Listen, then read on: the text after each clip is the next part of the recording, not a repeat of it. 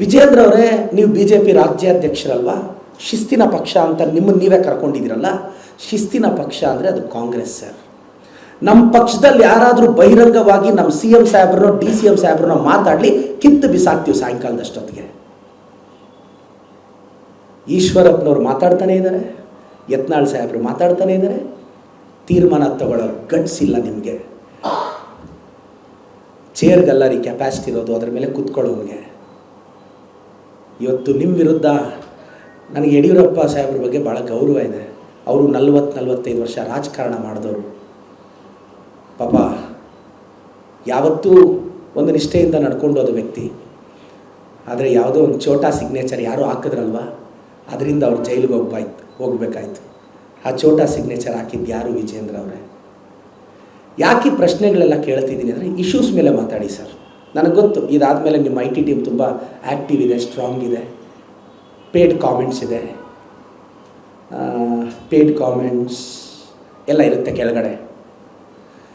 ಇದು ತುಂಬ ಆ್ಯಕ್ಟಿವ್ ಆಗುತ್ತೆ ಇವತ್ತು ನಾಳೆ. But we don't care. ಮತ್ತು ಓನ್ಲಿ ನೀವು ನಮ್ಮ ಮಧು ಬಂಗಾರಪ್ಪ ಸಾಹೇಬ್ರನ್ನ ಬೈದಿದ್ದೀರಾ ಅಂತ ನೀವು ನಮ್ಮನ್ನು ಕ್ಷಮೆ ಕೇಳಿ ಅಂತಲೂ ಕೇಳಲ್ಲ. ನೀವ್ಯಾರು ನಮ್ಮನ್ನು ಕ್ಷಮೆ ಕೇಳೋಕ್ಕೆ? ಈ ಕ್ಷಮೆನ ನಿಮಗೆ ಸಾಧ್ಯ ಆದರೆ ನಿಮ್ಮ ಪಾರ್ಟಿನ ಕಟ್ಟಿದ್ರಲ್ಲ ಈಶ್ವರಪ್ಪನವ್ರನ್ನ ಕೇಳಿ. ನಿಮ್ಮ ಪಾರ್ಟಿನ ಇಷ್ಟು ದೂರ ತೊಗೊಂಬಂದ್ರಲ್ವ ಯತ್ನಾಳ್ನವ್ರನ್ನ ಕೇಳಿ. ಅವ್ರಿಗೆ ಆನ್ಸರ್ ಮಾಡಿ. ಸಾಧ್ಯ ಆದರೆ ಇದಕ್ಕೆಲ್ಲ ಆನ್ಸರ್ ಮಾಡಿ ವಿಜೇಂದ್ರ ಅವರೇ. ಬರ ಪರಿಹಾರದ ಬಗ್ಗೆ ಕೇಂದ್ರ ಸರ್ಕಾರನ ನಾವು ಭಿಕ್ಷೆ ಬೇಡ್ದಂಗೆ ಬೇಡಿದ್ವಿ, ಕೊಡಲಿಲ್ಲ.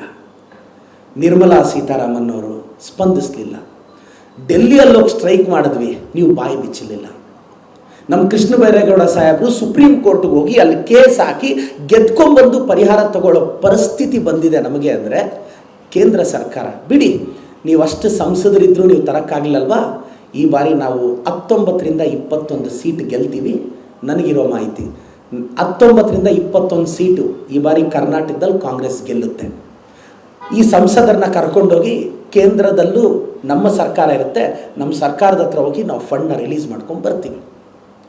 ರಾಜ್ಯಾಧ್ಯಕ್ಷರಾಗಿ ದಯವಿಟ್ಟು ಇಶ್ಯೂಸ್ ಮೇಲೆ ಮಾತಾಡಿ ಸರ್. ಇಶ್ಯೂಸ್ ಮೇಲೆ ಮಾತಾಡಿ, ಪ್ರಶ್ನೆ ಮಾಡಿ. ನಾವು ಬೇಡ ಅಂತಿಲ್ಲ, ನಾವು ವಿಮರ್ಶೆಗೆ ಸಿದ್ಧ ಇದ್ದೀವಿ ಸರ್. ನಾವೇನು ಹೆದರ್ತಾ ಇಲ್ಲಲ್ವಾ? ನಿಮ್ಮ ವಿಮರ್ಶೆಗಳಿಗೆ, ನಿಮ್ಮ ಸೋಷಿಯಲ್ ಮೀಡಿಯಾ ಕಾಮೆಂಟ್ಗಳಿಗೆ, ನಮ್ಮ 0.1% ಏಕಾಗ್ರತೆಯೂ ನೀವು ಚದರ್ಸೋಕ್ಕಾಗಲ್ಲ ಸರ್. ಬಟ್ ನಾನೇನು ಅಂದರೆ, ಹೇಳ್ತಾರೆ opposition is the watch dog of the democracy ಅಂತ.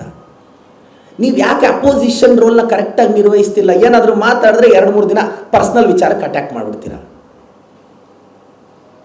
ಕಟಿಂಗ್ ಮಾಡಿಸ್ಕೊಂಬನ್ರಿ ಅಂತ ಕೇಳ್ತೀರಾ ನಮ್ಮ ಸಾಹೇಬರಿಗೆ. ಸರ್, ನಿಮ್ಮ ಪಾರ್ಟಿಯಲ್ಲಿರೋ MLAಗಳು ಇಂಥ ಕಾಮೆಂಟ್ ಮಾಡಲ್ಲ. ನಮ್ಮ ಹಿರಿಯರು ಆವಾಗ ನಮ್ಮ DK ಸಾಹೇಬ್ರ ಗಡ್ಡದ ಬಗ್ಗೆ ಮಾತಾಡಿದ್ರು, ಮಾನ್ಯ ಅಶೋಕ್ ಸರ್ ಅವರು. ನಂತರ ಅದು ಮುಜುಗರಕ್ಕೀಡಾಗಿ ಅವ್ರು ಕ್ಷಮೆ ಕೇಳಿದ್ರು. ನೀವು ಇಂಥ ವಿಚಾರ ಮಾತಾಡ್ತಿದ್ದೀರಾ. ನಾನು ವಿಜೇಂದ್ರ ಅವ್ರನ್ನ ರಿಕ್ವೆಸ್ಟ್ ಮಾಡ್ತೀನಿ, ಕರ್ನಾಟಕದ ರಾಜಕಾರಣದಲ್ಲಿ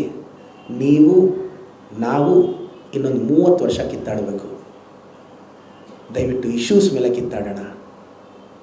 ನಮ್ಮನ್ನು ಪ್ರಶ್ನೆ ಮಾಡಿ ಸರ್, ಇಶ್ಯೂಸ್ ಮೇಲೆ ಮಾಡಿ. ವೈಯಕ್ತಿಕ ತೇಜೋವಧೆ ಬೇಡ ಸರ್.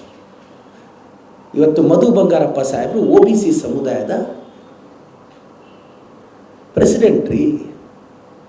ಇವತ್ತು ಗ್ಯಾರಂಟಿಗಳು ಏನು ಕರ್ನಾಟಕದಲ್ಲಿ ಅನುಷ್ಠಾನ ಆಗ್ತಿದೆ, ಆ ಗ್ಯಾರಂಟಿಗಳ ಸಮಿತಿಯ ಉಪಾಧ್ಯಕ್ಷರಾಗಿದ್ದವ್ರಿ. ಇವತ್ತು ಆ ಗ್ಯಾರಂಟಿಗಳಲ್ಲಿ ಅವರ ಐಡಿಯಾ ಇದೆ. ಬಂಗಾರಪ್ಪನವ್ರ ರಕ್ತ ರೀ.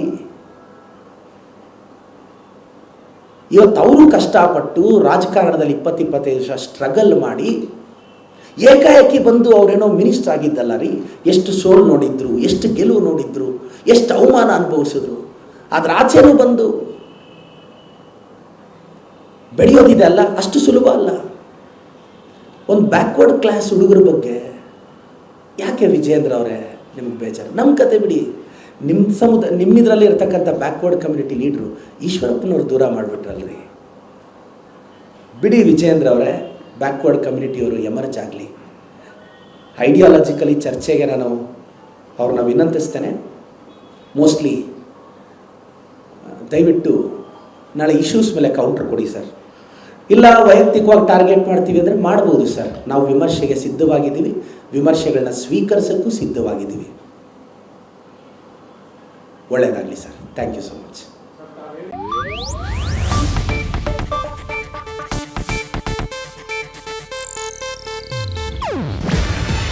ಇದು ಏಷ್ಯಾನೆಟ್ ನ್ಯೂಸ್ ನೆಟ್ವರ್ಕ್ ಪ್ರಸ್ತುತಿ. ನೀವು ನೋಡ್ತಿದ್ದೀರಾ ಏಷ್ಯಾನೆಟ್ ಸುವರ್ಣ ನ್ಯೂಸ್.